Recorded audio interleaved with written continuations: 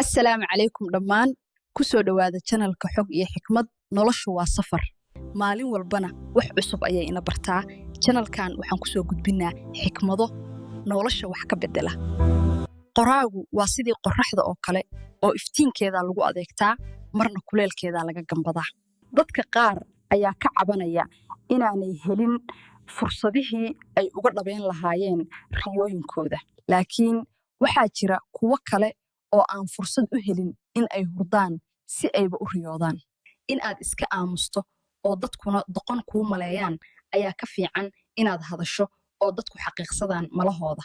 waa wax adag inaad goysid xarig aad hore u adkaysay oo haddana aadan helin meel aad ka gurtuntid ubaxa waxaa loo waraabiyaa inuu qurxanaado geedaha waaweyna in miro laga gurto taas ayaa ah farqiga danta iyo xaragada dumarka waa sida shinnida oo haddii guri qurxan loo dhigo oo ubax caraf badan loo geeyo waxaa laga helaa malab macaan badan laakiin haddii qasab gacanta loogu dhigo qaniyadeeda xanuunka badan lama mahdiyo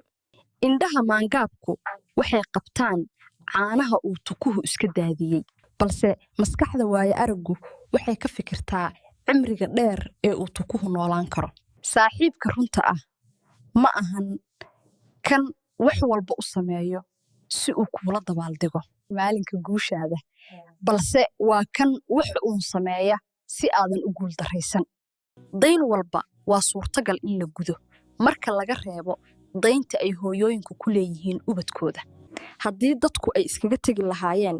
wax walba oo ku adkaada diin iyo duni midna uma badbaadeen ma noqon karo qofkii aan shalay ahay haddiiba aadan adigu noqon karin qofka aad maanta tahay in la wada socdo iyo in la kala haro waxaa u dhaxaysa in lays nabadgelyo aanan shuruud lahayn biyaha waxaa lagu nadiifiyaa wax walba marka laga reebo qalbida xalaystay iyo carab wasaqoobay injineernimada ugu qurxan waa in laga dhiso buundooyin reejo ah bartanka webiyo quus ah qiimo ma lahan sida ay dadku kuu arkaan inta ay ficiladaadu ku siinayaan damiir toosan marka aan saxannahay qofna ma xasuusato marka aan qaldannahayna qofna ma ilaawdo faqriga ma dullayn karo nafafka awoodda leh hantiduna ma sharfi karto kuwa hooseeya laba qofba been ha u sheegin marka aad uga warramaysid xaaladaada dhakhtarka iyo qareenka ruuxii wanaajiya wixii ilaahay kala dhaxeeya ilaahay ayaa u wanaajiya waxa dadka kala dhaxeeya joogteey xamaasadaada nafeed adigoo dib u jaleecaya guulaha aad gaartay jaceylku waa sida daawadda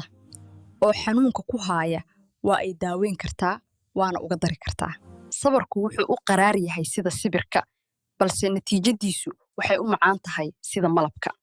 haddii dadku kuugu fanaan hadal qurxanaantooda